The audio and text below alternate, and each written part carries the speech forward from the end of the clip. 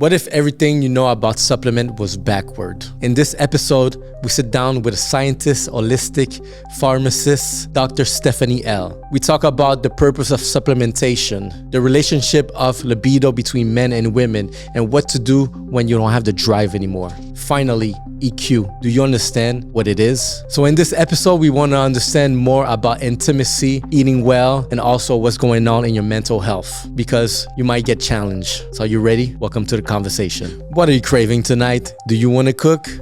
It's okay. We don't always feel like cooking, but that's why Pizza Salvatore is here for you.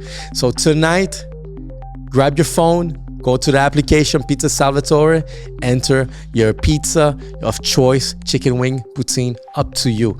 And don't forget the promo code YSP to get 10% off your order. By supporting Salvatore, you're supporting the podcast. Let's go, guys.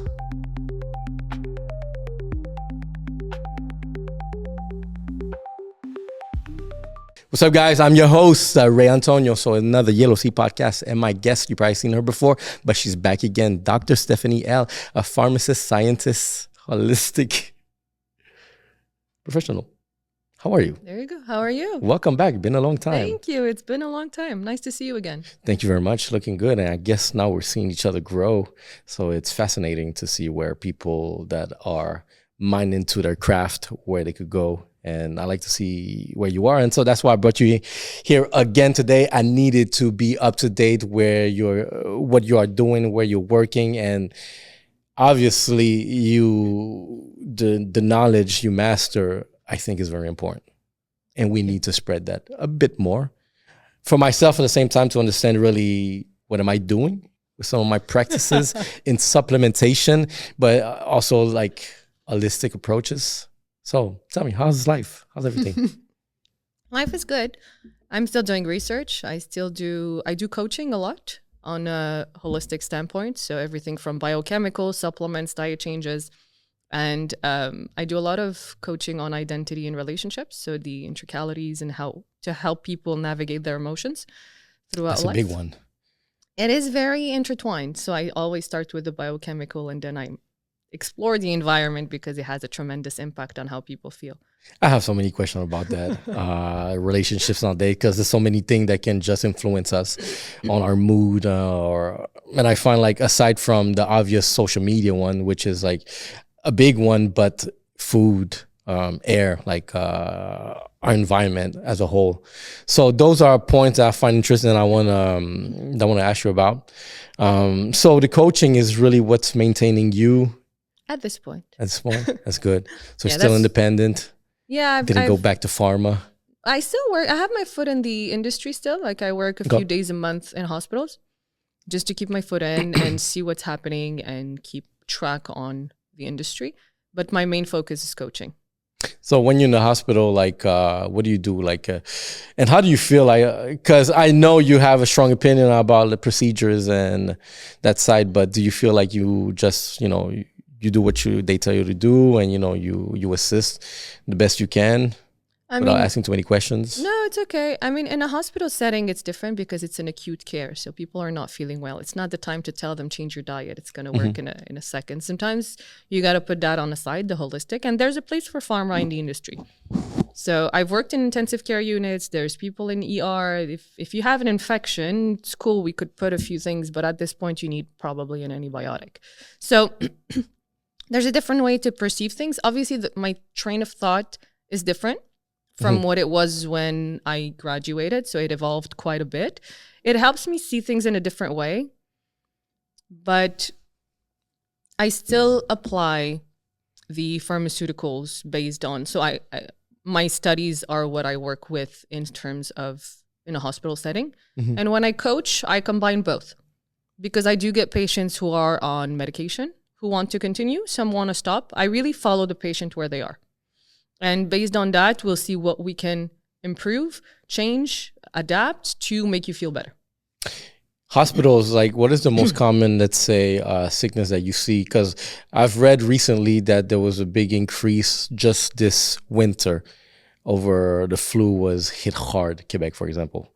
So is this something that you've seen like really hit harder as opposed to previous years? I don't work that often to really see the major trends.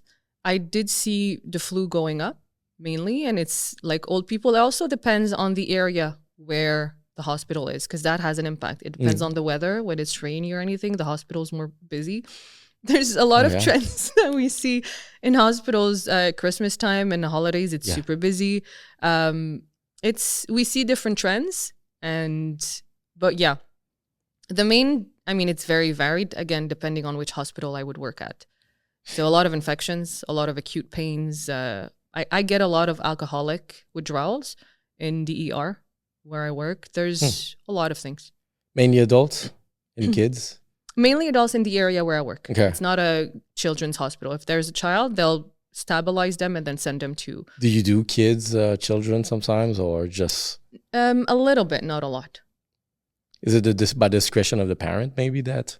No, it's by the hospital's expertise. Okay. So if you have trauma, for example, they're going to send you to a specific hospital. If you have a real huge mental illness or something of that sort and they can't stabilize you in the environment of that specific hospital, they'll ship you based on your postal code too and the expertise of the hospital. Okay. So that's the father in me asking those questions, because it's... all right, I have two little girls. One is 9 months and the other one is 3, and just going through the flu season, daycare too, one always brings back all kind of like sickness home. And I find that sometimes like obviously we get sick as a parent, but I find like, you know what? I think I'm taking good enough care of myself that I haven't had like so bad symptoms, but it's something that I question, what can I do even to maybe, if there's some kind of way to prevent them to be even strong at their age.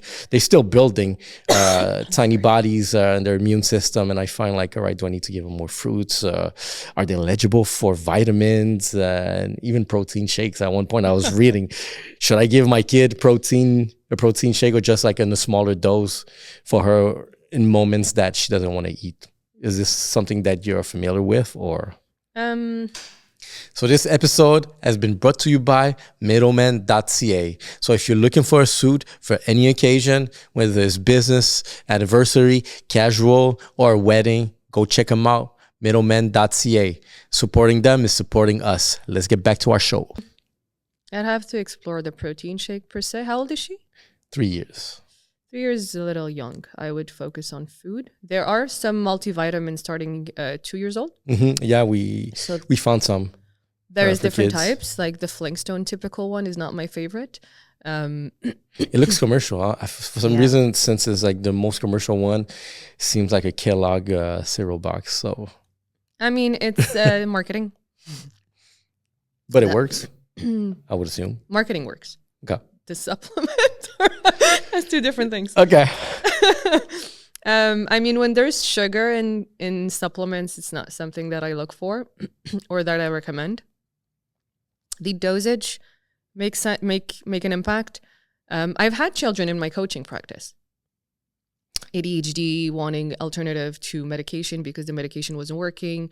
I've had patient with tantrums. I've had Tourette. I've had a few cases of children with challenges that want to have an alternative approach. And in your personal coaching that you do, what kind of like patients do you work with? What do they come to you for? A referral mainly, or when I do conferences or people reach out on social media, or from clients where it worked out and they refer me other people. I get a broad spectrum. I started with mental health initially because that was the focus of my research. So I've done maybe a little for the audience.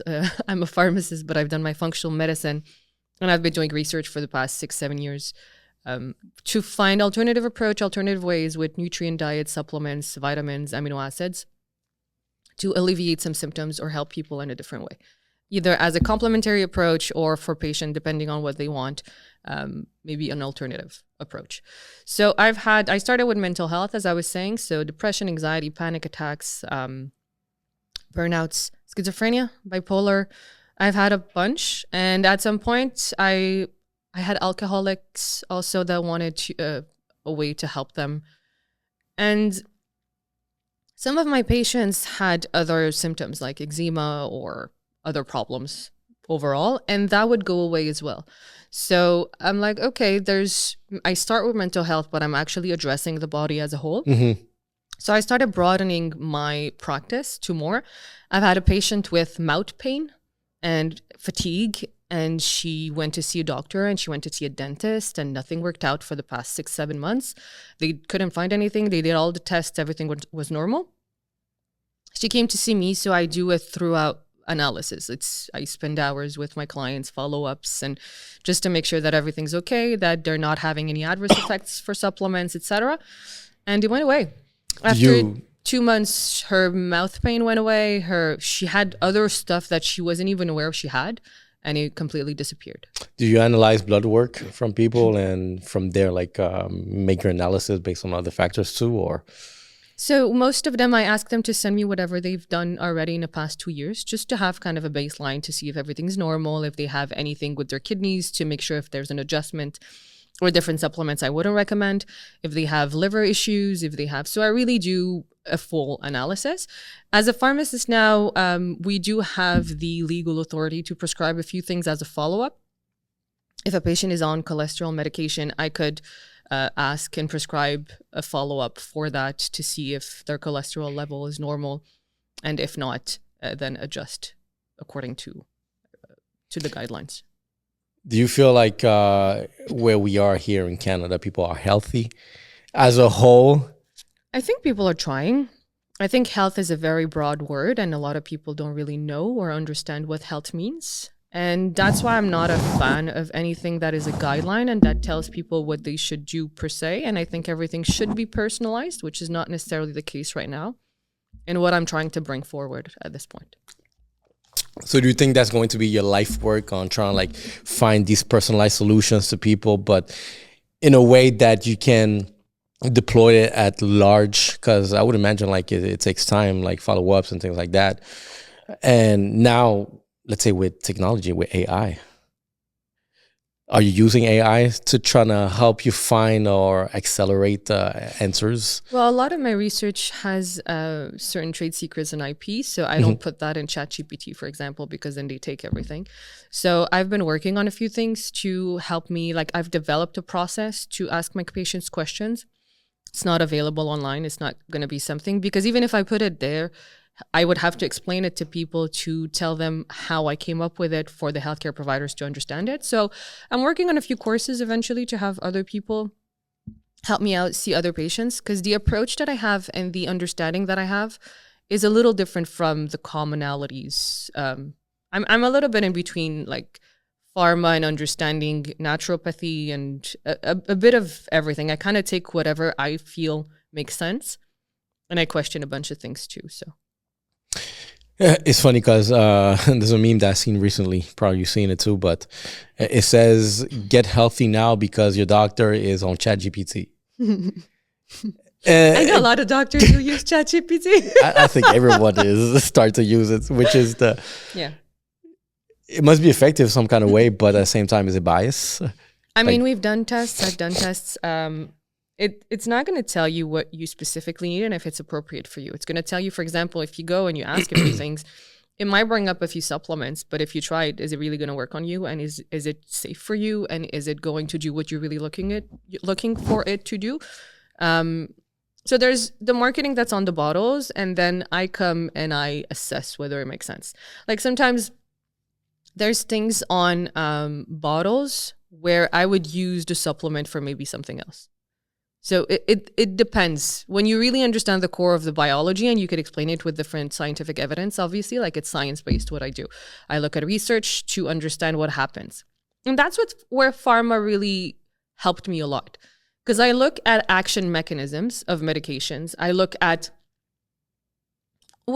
sorry, my throat. It's all right. What are we trying to really do, and what's happening in the body, and what all these interactions, and if I take this, is it going to impact this? And so I look at everything as a whole, and then I do my recommendations based on what I'm seeing for my patient. What's an example, let's say, as a bottle that you've seen that maybe you would recommend it for other purposes?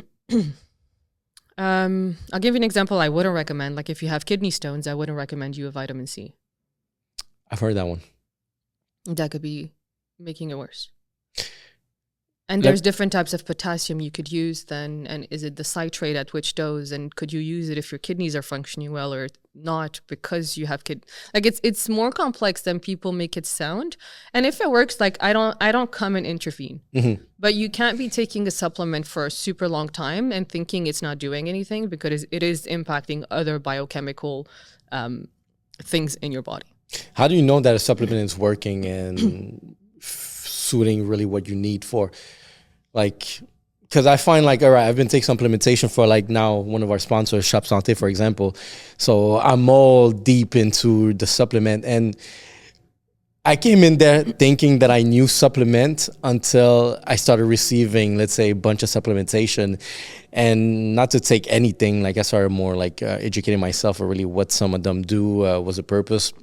And then you look it up online, obviously, you get yourself an idea. But at the same time, on the label, they say it's for something else as opposed. So it could get really confusing real quick.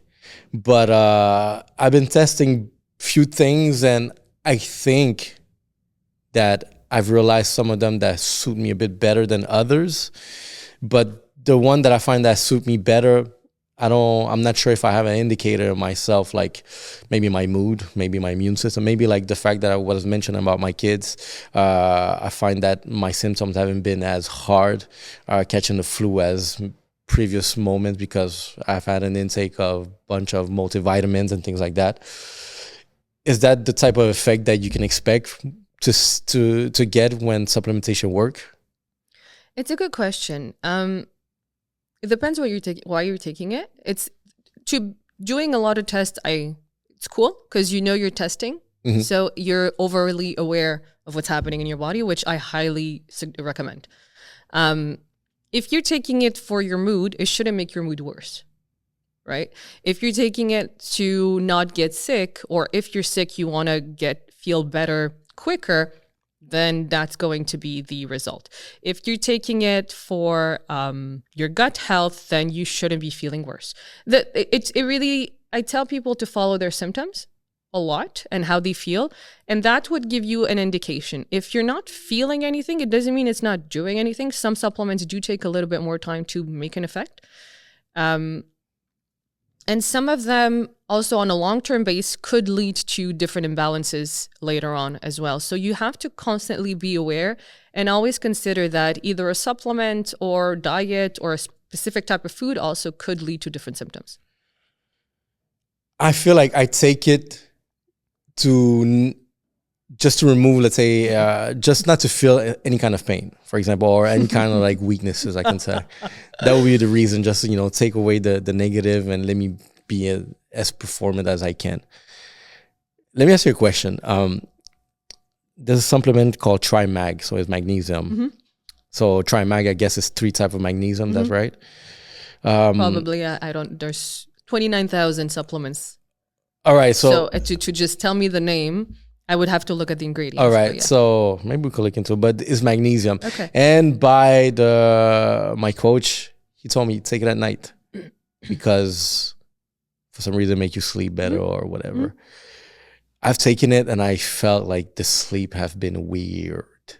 Okay. Weird dream. Well, not even weird dream. I don't even know, like irrational, abstract thinking. Sometimes like sleep has been weird. And I stopped taking it because I was like, I felt like I wasn't getting the rest that I'm supposed to get, but something weird was happening that I can't explain. Okay.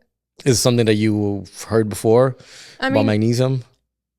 That's the difference, I think, because magnesium typically should help you sleep. If it doesn't, there's either an interaction, something else you're eating, something else it's doing in your body, something else you're taking. Like that's the analysis that I would look for. Or it's the type of supplements, or there's something else in that specific supplements that I don't know of and they don't market it. Or there's an ingredient in the supplements that you're probably not reacting well to. Or you probably don't need it and it's exceeding your level of magnesium because you already have a good magnesium level. There's so many things. Same. You get it? Yeah. So I get it. It's complex to just tell me. It could be that, and it could be, but why that specific? Is it the salt? Is it like I really have to analyze, and that's where I come with my expertise and the research that I've done. That I could pinpoint a lot more what is working and what is not two different type of people. And now some people are like, yeah, but collagen, everyone says it's good. I'm like, it's not good for you. I think it's ruining your hormones. I think it's playing with your hormones. I'm like, yeah, but it's good for the bones. It's good for the skin. It's good for the... It is. Maybe not at that time for you. And maybe you should cycle it. Maybe you should use something else at the same time. So it's... The personalization is complex. And it could be... But I would need more analysis to understand why it's doing that to you. And what are your thoughts on ashwagandha? Ashwagandha, yeah. It's very common. It's not something I've ever recommended, to be quite honest. Oh, yeah? With all the patients I've had, if they take it, cool, I'll navigate around it. But for me, it's the same, like using herbs as supplements, depending which ones. Sometimes it's food, but ashwagandha is like a drug, basically, for me. So if you're using something else to numb you, and it could help you reduce your cortisol level, because that's what it's supposed to do. So the herb reduces your cortisol level, so you're less in a fight or flight response, you're more chill, you're able to focus. The way I perceive it is like, what is your body doing, or what is your environment doing to you that is not allowing you to reduce your cortisol without the need of any herbs? You could use it temporarily, but to take this on a long-term base, we're not really addressing what is the root cause and what is leading to. All right, interesting. Well, I was recommended, let's say once again, in my supplement plan, that twice a day, one early afternoon, so after your lunch. So usually we have like this crash, this afternoon crash. Yep. So he told me, all right, take it, because this would just relieve you a bit more, like take away the heaviness. And another one again with at night, so you just have a good sleep, mixed with the Trimac, with the magnesium. So that's the thing, is like, and I've tested myself, like the magnesium is the only one that felt a bit weird to me. Everything else feel like, all right, it's I'm okay. One of the recent videos too, easy one, vitamin D. Do you take it? You take some? I don't say what I take, because I influence. Why not? I want to know. I want to know. No, because my body is not yours. You don't eat the same thing as I do. You don't travel where I travel. You That's don't true. Like it. Why would I tell? Like, why would you follow what I take if you don't do the exact same thing as I do? But by curiosity, how maybe one supplement? I do take supplements. All right, and I change them very often. What would be the frequency to change? Let's say try new things. Personally, I follow. Like, I'm very intuitive. I think that's something that helped me a lot in research. And again, I have like, I don't think you understand the extent of research that I've done. So my brain is full. And I even forget stuff I know because I've read so much. So sometimes I'm going to be taking something and I'll be like, oh, I have to stop it. Just like that. And I stop it and it works out. And I have to replace it. Because there's ratios, right? I'll give you an example. Zinc and copper, they have a ratio. So 15:2, 10:1, depending on the reference. So if you only take zinc, if your copper is high, cool, take only zinc. If your copper is not high and you just want to balance and just replete both, then you should take both. And the opposite is also true. If your zinc is too high and your copper is too low, then it could lead to immune problems too, and low iron, and etc. So understanding the ratio will have an impact on what you need or not. And it's a lot more complex to just say, it's a lot more than just saying, oh, everyone needs vitamin D because it's low sun. Again, that's my personal, very personal, professional opinion. I have doubts about the sun and vitamin D. I really have doubts, and it's been something that I can't prove it yet. But it's really something that I'm like, I don't know. Because I've seen research that despite high sun exposure, there's low vitamin D levels. So we know now that vitamin D synthesis depends on magnesium and a bunch of other stuff too. But is it only that? Go ahead. There's one that I heard about vitamin D and people with darker skin, for example. Considering that you have a darker skin, it takes more time, or it's harder for the sun to, let's say, to have the vitamin D enter your body. So people with darker skin tend to have a low vitamin D intake, as opposed to people that are more like lighter, since like their skin is more like absorbent to the vitamin coming from the sun. Does that make sense? Yes and no. I'd have to look at studies that would find the opposite. And is it really just because of their skin or something else underneath that we're unaware of? Is it their diet? Was that analyzed in the research? Perhaps culture at the same time. Culture, the food people they with dark eat. skin, they have some certain type of culture, the way they eat. There's something called confounding variables, which is things you take into account when you do a research. So if those are not taken into account, how do you know that it's really the sun and not something else? It's extremely complex. To find a real cause, super hard. That's why I rarely say it's because of that, unless it's something that was added and like you have the whole picture of your patient in front of me. I could tell you, I think that's what could lead. To pinpoint something as a cause, specifically in research, takes a lot. What are some of the biggest misconceptions that you see, let's say, in social media trends that you completely disagree? Other? Misconception of just anything, supplementation, or just a holistic approach. All right, so what are some of the common trends that you see that you disagree on social media? I think all of them. I disagree with a lot of them too. I don't like trends in general because it takes away the personalization, right? So I'm very precautious with trends because I understand marketing. Are they all wrong? Not necessarily, but it doesn't mean that if it's a trend that everyone's taking it, that it's right for you. And I think that's the message I want to give right away. But again, ashwagandha, like if you know this, it's because the trends worked on you. I've had patients come up to me with like 23 supplements. I'm like, okay, you're tired, but you're taking 23 supplements that were recommended by influencers and like top people in the world. Are you feeling better? It's like, no, I'm coming to see you. So I'm like, okay, we're going to have to do a little wash, a little cleansing, cleanup of the everything you're taking to see, because some were interacting with each other and like contradicting each other. So trends, yeah. Yeah, it's well, as I was telling you backstage this about this influencer, this Netflix series, apple cider vinegar. So this influencer who just faked her cancer, and she was just recommending a bunch of nutrients and like food for people to eat, and a lot of them like trusted her, and it just didn't work out. So I find that this is where maybe that's where I have to draw the line, but where ethic goes to start, proposing or just like, talking about something.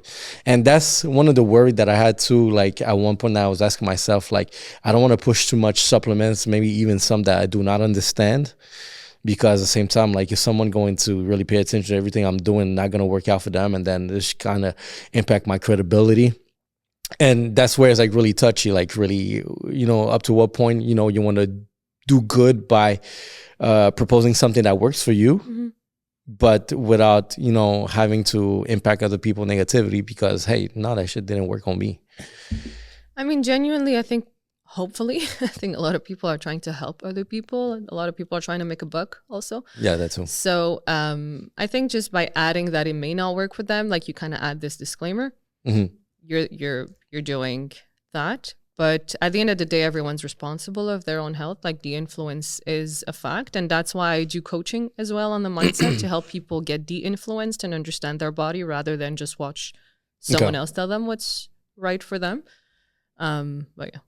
I have to say one thing that surprised me the most, like the previous question that I asked you, how do you know if things are working out? There's one though that I did see something, a positive weird effect. I was like, oh my God, what is this? Amino acids, enhanced EAA. The first time Essential I tried amino acids? Yeah. Okay. Yeah, that's the one, yeah. So the first time I tried it, once again, I didn't feel anything. I didn't feel like a boost or high or anything. I just took it. However, after a big workout, that's where I felt something. And what I felt is not tired. Up, still aware. And there's a fatigue that once you do a big workout, let's say your muscles are sore, you just, out of breath, you just maybe down a bit and you compensate with a coffee or whatever. But just by taking it the first time, I got back to work and I was like, oh my God, there's that fatigue that I do not feel. And that must have been the first time that I feel something that, because like I said, usually you take a pre-workout, for example, you feel like a boost, you feel more like out there, but that just takes away the numbness, I can say. So that's one of those supplements that I felt like, you know what, I'm happy to talk about it because I do feel something different, but I don't know about other people. What can you say about amino acids? I love. But again, there's a ratio. Like it's complex too because they don't do all the same things. What does it do? Like, well, educate essential me. amino acids just in general, you're taking kind of a piece of steak. Let's put it that way. You're taking a bunch, everything. So it's like if you're taking protein. Okay. Now the different ratios, because I look more at symptoms. So if someone comes and see me, I'll give you cold sore, for example. Cold sore, you could use L lysine, so it could help with cold sore. But if you take L arginine, which is another amino acid, it's going to make it worse. So there's a ratio between those two. And you could adjust your diet as well if you're having a lot of cold sores. So it depends on the symptoms. My approach is not to enhance performance. It's not the target that I'm looking for. I could help with that, but it's not as much as let's figure out what you need really based on different symptoms that you have. If you're feeling anything, if you're feeling good, you're thriving, don't come see me. Like you're good. Don't add up because it's going to subtract from somewhere. If you're feeling a bit tired, if you're feeling a bit stressed, if you're feeling, those are symptoms. Those are guidance. Those are going to help us address how we could improve your state on a day-to-day. Do you get approached by coaches asking for you to coach them based on certain supplement, things like that? Yeah, I've had executives too. Yeah. I've had coaches. Yeah. Interesting, because I just find like, once again, like my guy recommended all this and he's a professional. He's like, he has all the, I guess, credentials to speak on the behalf of everything that he proposed. But I'm just wondering at the same time, like really up to what extent they really do know, because I find it so broad, like it's huge. Supplementation. I think if you categorize, like the difference would be, if you go see a pharmacist has the knowledge to tell you what's in a pharmacy, right? I question whether it's right or wrong for you. I question the knowledge, right? That's already there. So coaches are going to recommend things that probably there's research on, probably there's positive things, probably it works for a bunch of their clients, probably it doesn't for others. But I look at it in a different perspective. So I think that would be the difference. I get nutritionists, for example, referring me clients that nothing worked. I get, I get more complex. Okay. Let's change topic and go more into the relationship, because I know this is something that you have addressed. And I find that those type of content that you do based when anything is sex related, people are curious because obviously one, for example, libido. Yeah.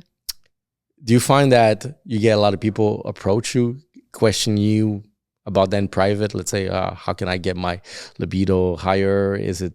Do you think it's normal going on that maybe there's a lot of people that have a low libido based on multiple factors of our modern society?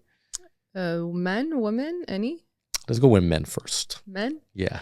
Do I have men approaching me with low libido? Not much. It is a question I ask though. How's the libido? Because for me, it gives me an insight on the biochemical standpoint and on the relationship standpoint. Because libido has a biochemical component. If you're completely depressed and not feeling good, you just don't feel like doing anything, period. So we have to work on the biochemical first. And if that works out, then we'll have to see on the relationship as well. And is the relationship impacting the biochemical? Because that too is like a cycle.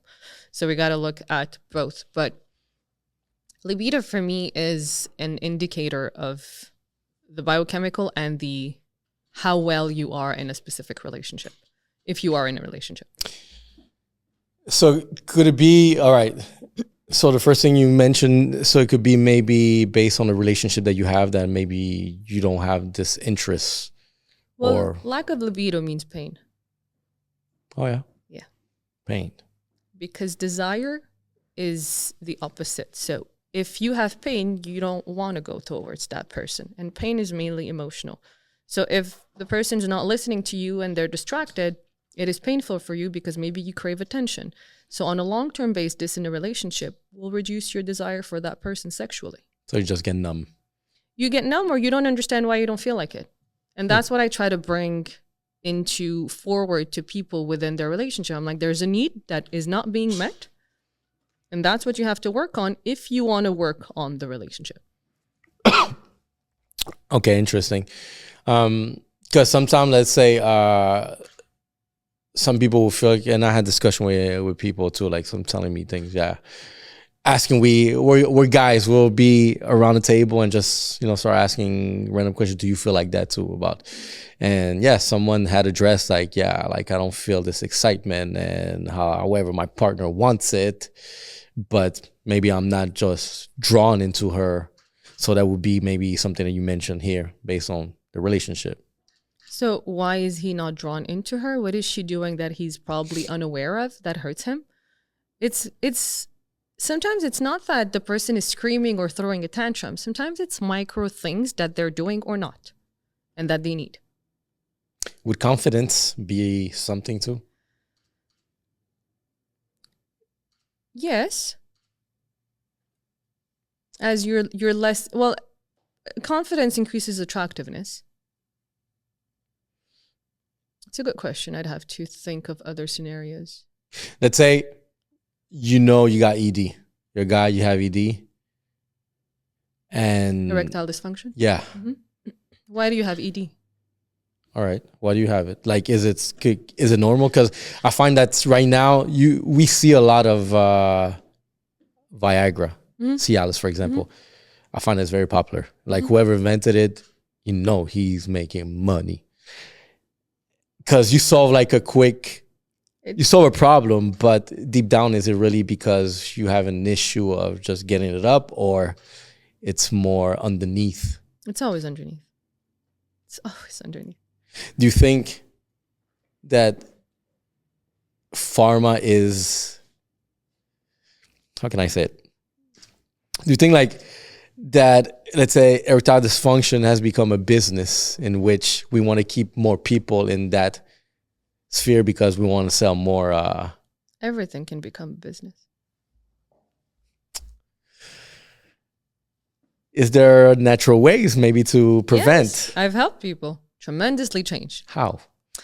Complex. You have to understand deeper, and some people don't want to get deep, and they're like, no, I just like, and then you explain things and things change and evolve. So, but I find that you might play a psychologist at one point. I consider myself more of a coach, not because I don't have the same approach or anything, and I'm not entitled to position myself as, but I do go deep into, I call it more emotional intelligence and how to understand the emotions, because man numb it. Like, no, I don't need attention. I don't need affection. I don't need a hug. I'm strong. And I think you do. So it's all these little things that don't allow the man to be a kid in a relationship that ruins the dynamic sexually as well. Because it's probably one of the most vulnerable state of human beings. All right. I don't want to go this direction. I didn't expect to go this direction, but I need to ask based on what you just said. Because right now there's this big thing going on about masculinity. Mm-hmm. The men do not feel like men anymore. But at the same time, there's other rhetoric in which men needs to be men again. Like I just read an article recently about the Sigma male, as opposed to the alpha male. Sigma male, like, is this other type of character, more like a loner, like a lone wolf, and focus on personal development, on finance, on money. And there's always, and in that article, there was that line too, like based on how they treat women at the same time. So let's say this type of profile arises from the fact that there's these narrative in which men, need to be opened up more. Maybe men, toxic masculinity, for example, like it's based from that profile that arises where men cannot be this way. And like you said, men need probably a hug. I don't want to go there, but I just find like, do you find like those approaches, those cultural approaches that we face today, another impact in which maybe someone is going to have ED, for example? For sure, it can impact. I think it's very individualized to know if it could lead to that. I mean, there's a lot of hormonal factors. There's porn. Are you just constantly habituated to be stimulated by one specific thing, and then if that's not replicated, then it ruins the whole thing. There are many factors on a psychological standpoint, but also like we're overly stimulated with a bunch of things. So then if it's not like that, then are you disappointed? There are many factors to consider. So it's too broad to just say there's one thing, but it is a dynamic. So speaking about masculinity, you have to speak about femininity, because you can't be masculine if there's no feminine. It's like a whole dynamic that needs to be addressed, not just the man or just the woman. So let's talk about the libido of the woman. Mm-hmm. You're a woman yourself, so I don't like, not to get too personal, but have you spoken with women and generally like discussing and bringing this approach, like really that they feel like they don't have the same drive as they did, and really was the cause is like a similar cause as a man, or is it just other type of stress that can induce that feeling? I mean, I've had menopausal women, premenopausal hormonal changes, and there's the biochemical again, but the relationship has a huge impact. And that's what people are just unaware. They're like, I don't feel like it. It's like, okay, but what would make you, like, it's really deeper. It's really something, I think people just don't have a libido because they don't understand where they could get with that. Is there a similar, let's say, alternative like Viagra for a woman? For desire? On a well, let's say well, Viagra. they're trying. I know pharma has been trying to create a few things. I haven't seen any really succeed.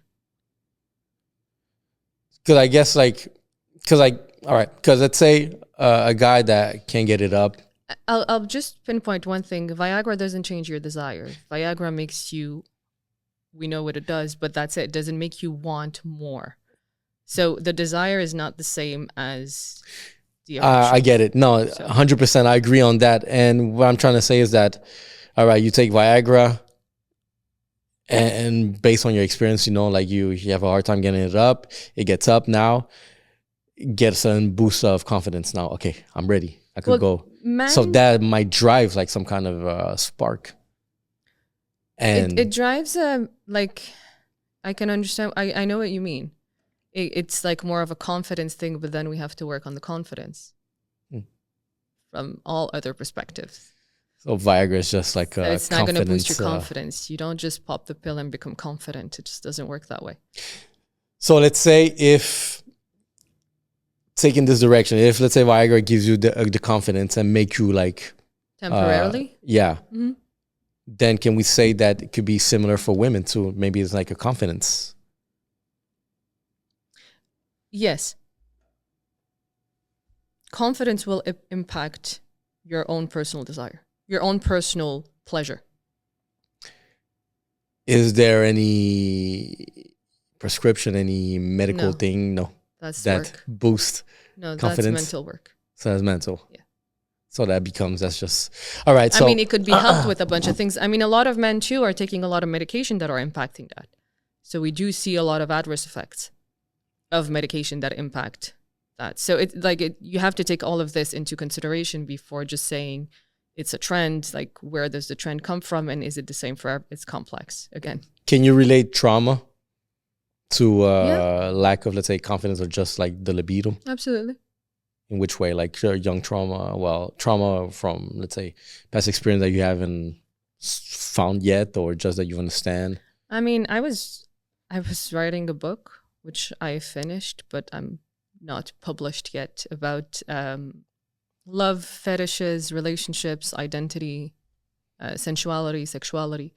And that's an interesting title. It's a lot of things. It's a lot of things that's why I coach in this, because I've dived into research for the past years also on human behavior in that. And I have my own personal understanding of it. There's a thing that says, tell me how you were raised and I'll tell you how you make love. So it gives you an insight of the impact of life on sexuality as well. Is there an example, and if not, a profile of someone being raised a certain way that can correlate with a later impact that you're aware of? A lot of fetishes, if not all. Let's say growing up with only one parent. Hmm. Which one? So based on It's what complex. It's more like, and it depends on how the parent was treating you and how you were in your social life. And it's not only parents, it's how it's you have to look at everything as a whole. Like holistic is important. You can't just pinpoint always one thing. Do everyone have fetishes? No. So it's normal not to have any, or just even There's no normal. I don't like there's it's whatever float your boat. I think you could change fetishes. What are some weird fetishes that you've heard of? I mean, I've wrote about a bunch in the book. There's necrophilia, I think that's how it's called, when you have sex with a corpse, dead. Yeah. There's cuckold. There's a bunch. I mean, the list is long. Okay. I see. Interesting topic. And besides that, like, is there like other aspect about relationship that you see that, let's say, holistic alternative solution can help people in general? Can you repeat that? Is there? In relationship wise, is there like holistic approaches that, people can take as a couple, for example, for them to, find? So if, let's say, a couple has a lack of libido, how would you recommend, maybe, or just based on your experience or just analysis, that a couple could work together in order to get it back together, having the willingness for them to work? If there's a will, there's a way.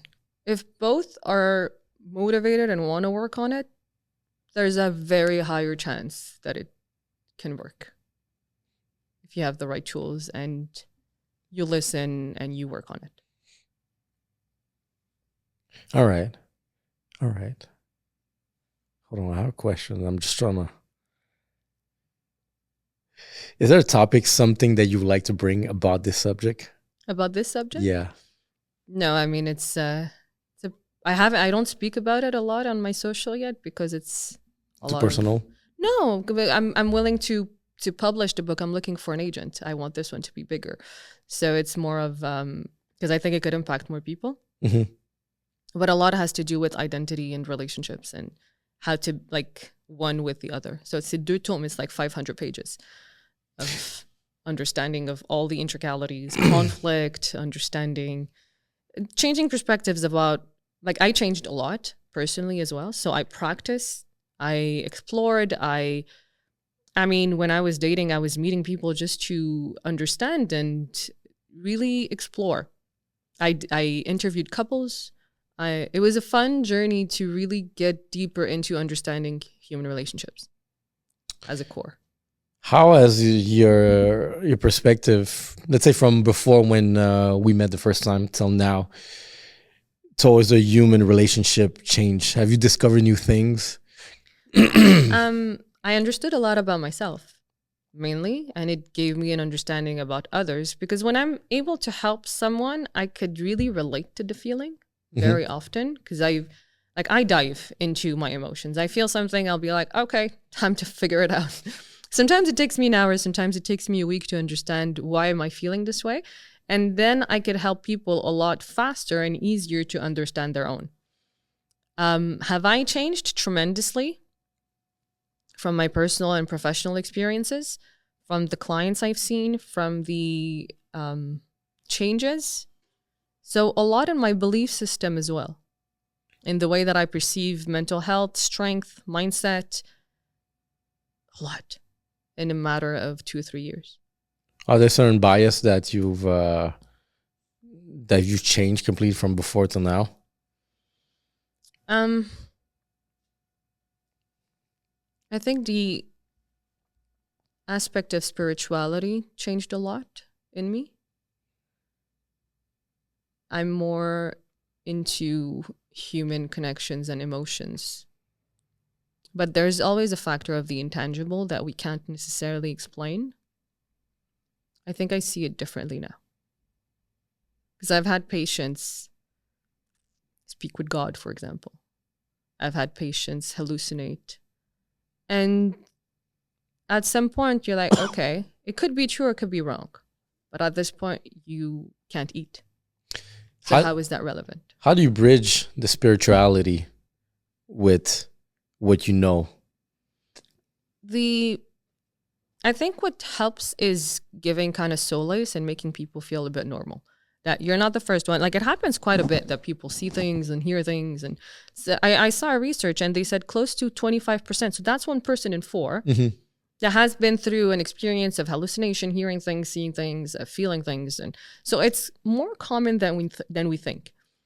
So this known is just to not alienate the person in front of you already there. But now, what do you do with that? And this is where people feel like they're different because, oh my God, they feel something, or some people get more shamed from it. So it's, where do you stand and how is this impacting your life? Because at this point, just like every human, you have to eat, sleep, work, and just figure your life out. So if you want to stick to that, but you can't get to your basic needs, then maybe it's not appropriate for you to listen to that.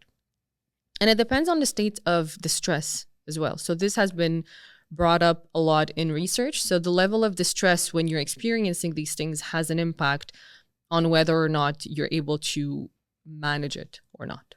Okay, I get it. Have you gone in some kind of spiritual voyage these past years, less. that made you see maybe things that you didn't agree on before, or that opened you up to a new perspective? Yeah, on human behavior. I think I understood a lot more influence. I understood some things that I don't necessarily like per se, but I'll give you an example. A lot of people are like, do whatever you want, do you, and just be you. But is that really going to get you where you want? And it's a very thin line. I'll give you the simplest example. If there's a woman online who's speaking about a medication dressed in a bikini, would you listen? She's doing whatever she wants. She's trying to sell. But would you really believe and see her as an authority? So doing whatever you want, if you feel like it, cool, you could have like that freedom, be free, but is that going to get you what you really want? If she wants power, if she wants something, it's not going to lead her to. So you need to be more strategic about your behavior than just be you and do whatever you want. So this is something I've completely transformed in me as well. I think you've seen it in my social media. I still question a lot of things. I took off a lot of content. I'm like, no, it doesn't really relate with me anymore. I want to portray something else because I want to get somewhere. And everything is defined on the vision and direction where I want to go. So my behavior is based on that. Is it always what I feel like doing? No. Do I feel like working out every day? No. But do I want to feel good? Yes.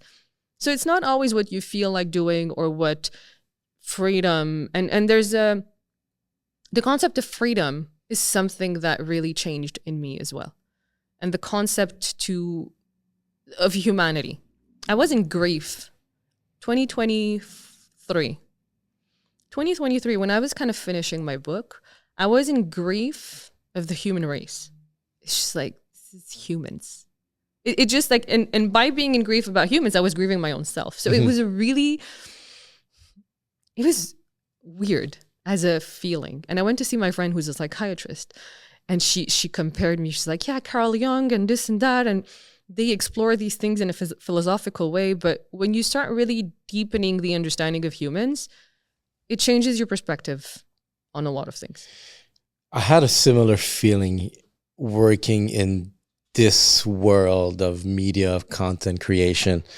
It's weird because, let's say, if we talk about the Matrix, for example, like start seeing the world from a third perspective in which things are being moved, and you understand. Like, there's a term that I use. I haven't, spoke about this for a while now, just because I kind of move on. And at one point, you just get fed up with everything. But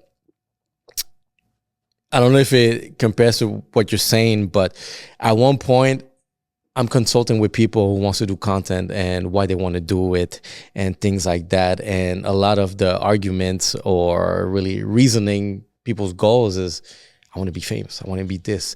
And then I see people, starting podcasts, and everyone seems to be following a certain line in which everything seems the same. Like it's just being duplicated. And that's where I was pulling myself apart from understanding where we are heading. And I felt like, am I the only one who sees this? Am I the only one who seems to really see the Matrix from a third perspective? And this sounds like a bit red pillish, but I was feeling like everyone around is just being a bit NPC, for example. You know what I mean? Mm-hmm. So, and that made me think a lot about where we are heading. What is humanity? What is everyone doing? And trying to seek other people that maybe share what I'm seeing. A few people understand it. A lot of people just, I guess, not mind to it, because everyone is drawn to, let me get more views, let me get more likes, let me get more comments. And that's where even my podcast took a different shift of really the conversation I wanted to have.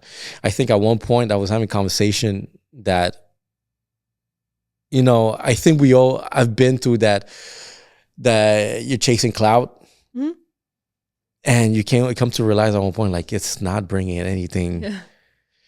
And when I came to realize, a lot of people just exactly, what are your goals? Where you want to do this? Well, I want the clout, I want the fame, I want this and that.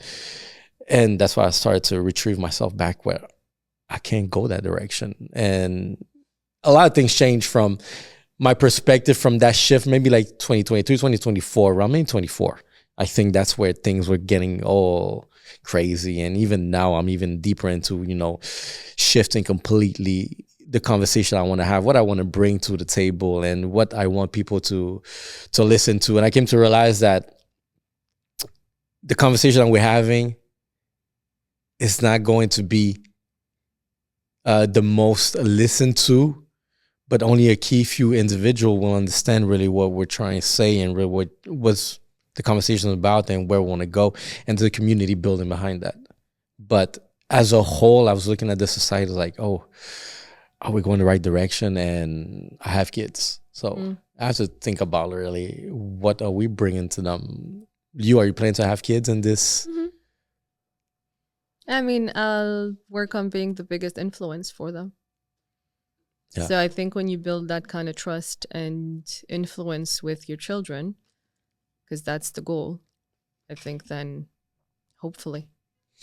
Do you think we're heading in a good direction? Are you optimistic? I don't, I listen to you, I hear you. I hear that this is the direction. I don't feel impacted by it. I don't feel, because maybe it's not my industry and it's not where my focus is. So I don't even check the likes I get. You know what I mean? Like, I post for my own, and if it helps one, cool. And at some point, maybe I'll do more strategy because I do want to reach more people, because I know I can help more people. So it is going to be part of it. But I don't feel impacted by it too much. I'm not drawn to my phone 24/7. So I think you could look at the industry. It's like, it's the same thing with trends. I don't follow trends. I don't follow what everyone says. So I don't feel impacted by it as much. Is it sad? Yes. Do we have to take it into consideration? Absolutely. Is it impacting my personal life? No. One of your practices, because when I found you the first time, I was like, oh, you speak completely a different language than a lot of people who follows this field. And that's where it was interesting to see really someone else's perspective.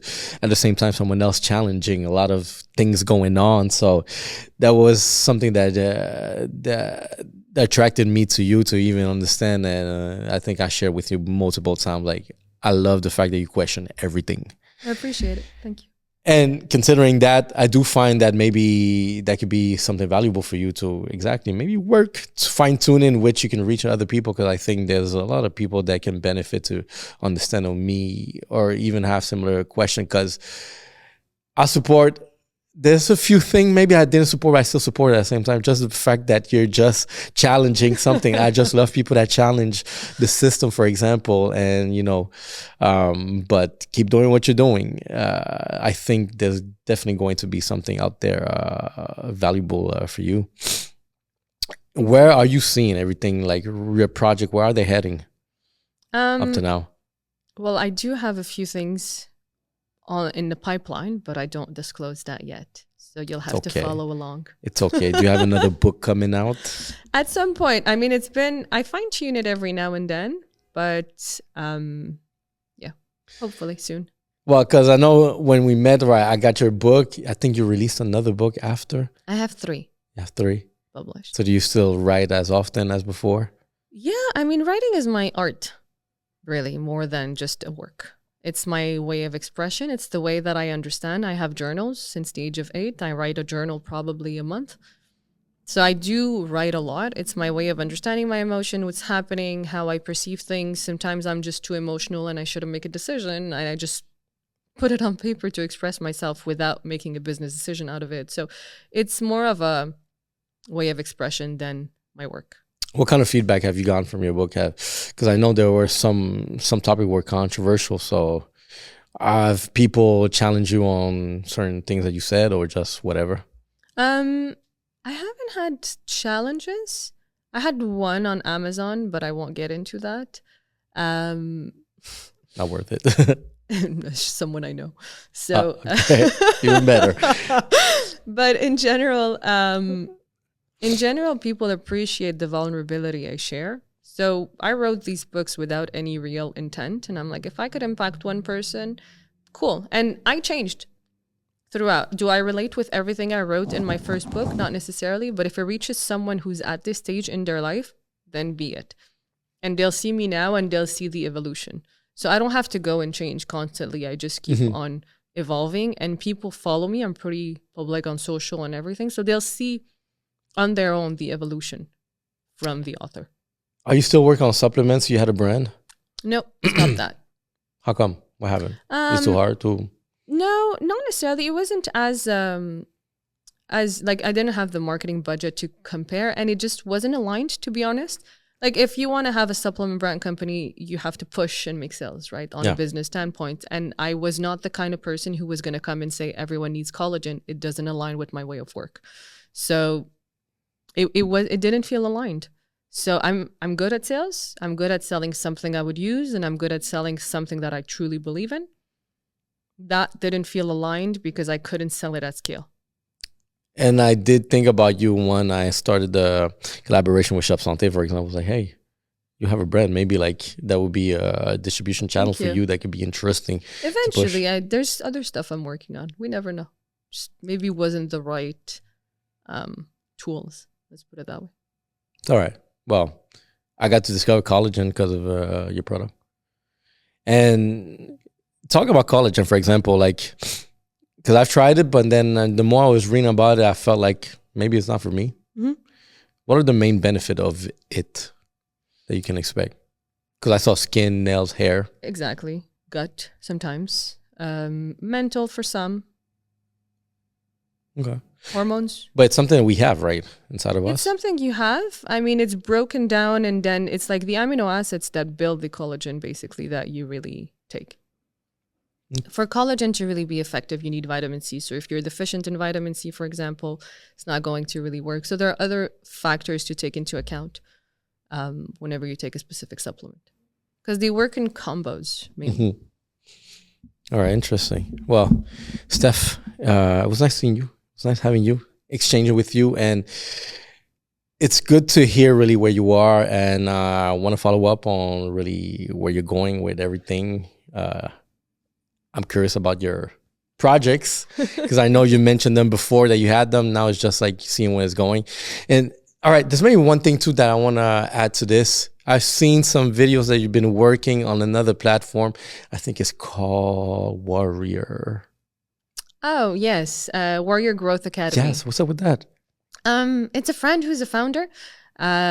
He built this platform of courses that are easily accessible and affordable for people for personal growth. I did the emotional intelligence course, so you could check it out. But it's a cool platform. He reached out to a bunch of people that are that have a good how do you say, good credibility to offer this glimpse of pieces of knowledge that you could get at a pretty super decent price. It's super cheap. So it's Montreal based. Sorry? It's a Montreal based platform. Correct. Yeah, because I saw it was like, I think the first time that I saw it was like your video, and then I got curious. I was like, what is that? Because it looks like a masterclass. Yeah. And then when I went to go see, there's quite a few people that I know of. Yeah, he's that I actually even interviewed. That you have interviewed. Yeah, and maybe one or two. Okay. Aside from you, but I was like, all right, where that is going. No, he's a cool guy. He's working a lot. I think he wants to. It's more purpose driven what he's building. So he's wanting to bring personal growth as something more affordable and reachable to people, because sometimes coaches are expensive. If you go and you hire all of these coaches, it's going to cost you an arm and a leg, versus getting like glimpses and pieces of these at a super low cost. So he wants to make it more accessible. All right. Well, considering that you mentioned something that I had in mind, but it just come up now. You mentioned emotional intelligence. I find that this is something definitely that is starting to come out. I mean, I've heard about it a bunch of times. I think even someone pointed out to me that I should work on my EQ. Oh. It's okay. It's okay. I understand. I accept it too. I understand that maybe I could be cold in certain aspects. And I don't know if there's a difference between being too rational or irrational. And this is where you see like the EQ coming in. Do you see it that way? Not necessarily. I think EQ is super important, probably more important than IQ. I think EQ is misperceived also. It's not about being this character without emotions, because that means it's avoiding, which means you're not really processing your emotions. It's not better. A lot of people think that just being emotionless is EQ, but it's not. It's knowing how to navigate through it, having empathy, knowing what it means and how to react to it, and the way that you react to an emotion, and how to improve different things on various scales of relationships. So example, like I have CEOs that I coach. It's not just about their family and relationship, but also how they interfere with their employees and this and that, and how you could understand different things in a different way. So I help people have different perspectives about the understanding of what an emotion could mean. And it's again, I think it's misunderstood. It's not about having a cold specific feature and just like being emotionless. That is being avoidant. And that is what mainly drives society now. It's the avoidance of emotions. Of wanting to talk about Specifically men also in the industry of like business. People are emotionless and very rational, but deep down they are emotional. They just don't manage it. They're trying to control it. They try to control it and they think that that is EQ, but it's not. I got way more emotional when I got kids. That completely changed everything. I discovered new feelings, new emotions. Wow. Like what? Fear. Really?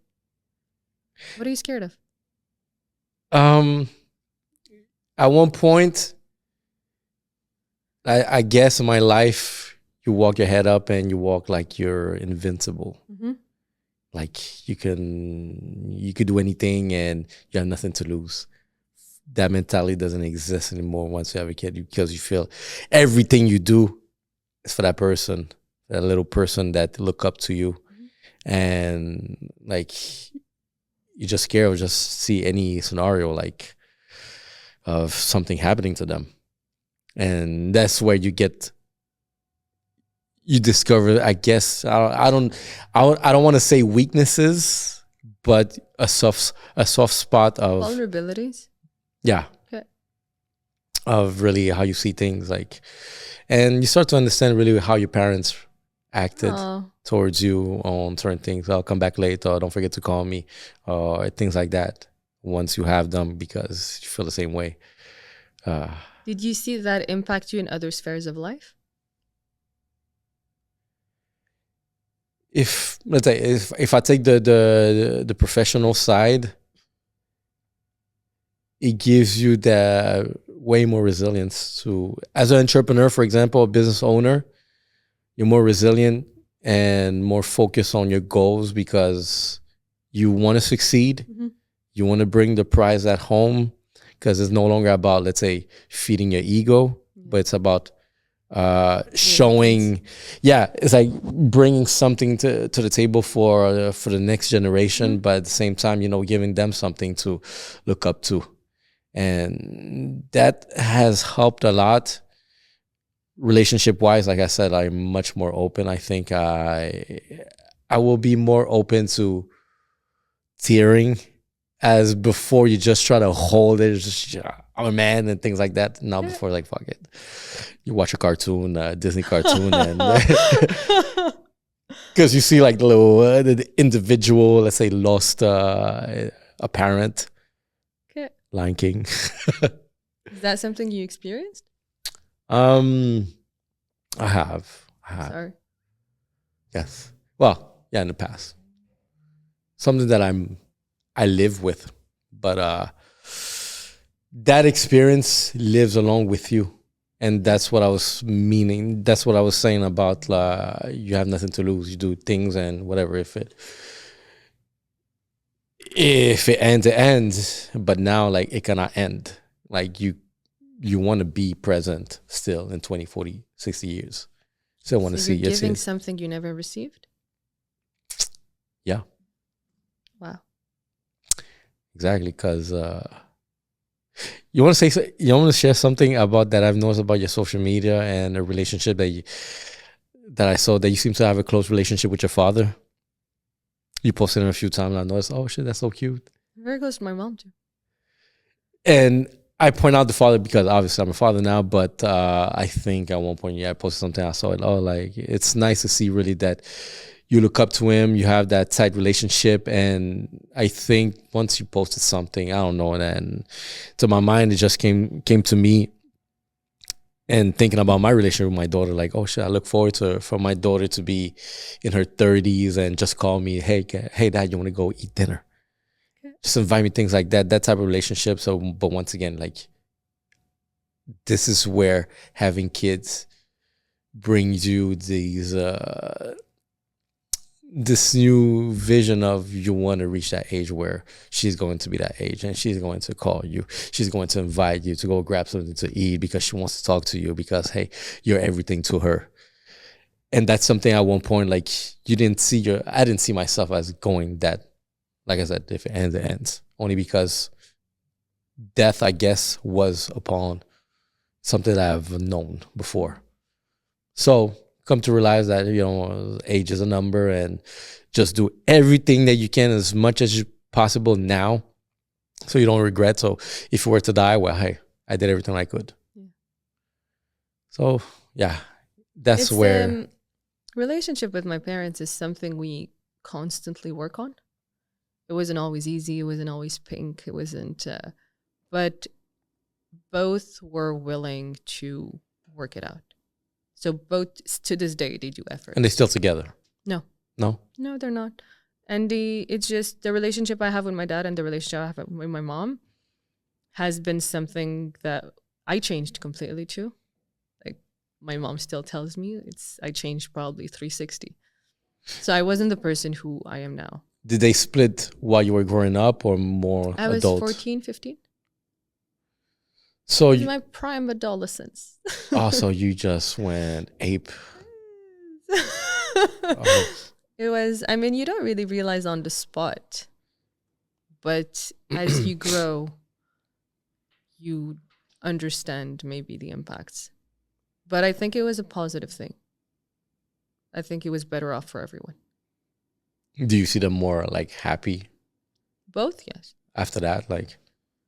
Sometimes, and yourself too, like, did you feel like some kind of relief, man? At one point you must see it. Yeah, it wasn't, it's like, sometimes things just don't work out or people don't know how. And I think that's why a lot of my work is helping people to figure out how to make it work. Because if everyone wants, you could. I agree. And that was my opening to, let's say, these kids, and not only these kids, 2 little girls. It's something very particular. And the mother. and just like the whole dynamic of the family too. Yeah, so it opens you to understand more your emotion, who you are, or where you want to go, what you want to accomplish, make wiser decisions. So, and I come from this culture where you're a man. You're a man. Yeah, you could break the cycle. Yeah, I guess. These girls can easily break me. Easily. They have an effect on fathers. I find it beautiful. I find that, I ask a lot of my guy friends what they want, like a boy and a girl. And usually a guy obviously will say a boy, then a girl. So the boy can be protective of the girl. But after seeing the experience, I would suggest any guy to wish for a girl. Because she will ground you and make you depend what kind of guy you are, but open up to more your emotions. I think it also changes, and that's something I've seen, not in all the circumstances, but in some, when men have daughters, they change the dynamic with other women. Oh, yeah. Because it makes you think that that could be your daughter. So your behavior is thought of a little bit more. Yes, I agree. You become more protective to women around you, even stranger. Like if I see a guy mistreating a woman, and you don't get involved in shit like that, but you see if it get a bit too domestic and violent publicly like that, you kind of you feel the sense of having to intervene and like, yo, guys. Because once again, you see, because shit, what if this is my daughter? Like, I would like someone to come, split it and make sure like she doesn't get hurt. It's crazy. It just opens you up to different perspective, having being a guy who has a strong personality of a male identity, and then having little girls just to put you back to the ground, and just understanding like really the dynamic over women, and you start to see your past experiences too. Like, shit, I was an asshole sometimes. I wasn't that bad though. I've heard stories, very bad stories. I'm not that bad, but yeah, you understand more things, and at the same time, that's why I appreciate having conversation with women in this podcast, for example, because it allows me to put women forward. And this is something I've mentioned before, but I'll say it again to you if you haven't heard it. But I want to empower women to come to this channel, to speak up, to show their leadership, to show where they're going. Because at the same time, I find that right now the big discussions about, women taking more control over and having equalities and all that narrative. But I find there's still like a fight happening in order to be accepted at 100%. And by having a media company or just having this platform and putting women forward, I think is my little part of me conceiving a brighter future for my little girls, that when they grow up, they won't need to fight the same battles that, say, women are fighting today. Speaking from the heart, you changed. Thank you. You see, that's what last time I came here, you had one child. Yeah, Now and she was fresh. She was still a baby. I think I still didn't understand, because now too, like you see her, she has a little personality going on. Now another one come up, so more coming up, or I don't know. You'll see. We'll see that based on the economy, but is it really economy deciding? Nah, yeah. I don't know. We'll see. So yeah, I encourage women to speak up, to be forward, because I guess it's just going to make these little girls stronger later. They won't have to worry about, we need equalities. At least she'll be able to say, hey, we don't need equality anymore because my daddy made it happen, and all these other women that came by. Well, Stephanie, I guess that was the word of conclusion. Yeah. Well, thank you very much. I appreciate it. Likewise. Thanks for having me. Yeah, thanks for sharing that little piece of personal side too. That very thoughtful. Well, thank you very much, and we'll see you again. Looking forward for our next episode, and we'll see where we're going with that. Thank you very much. Thank you. Ciao, guys.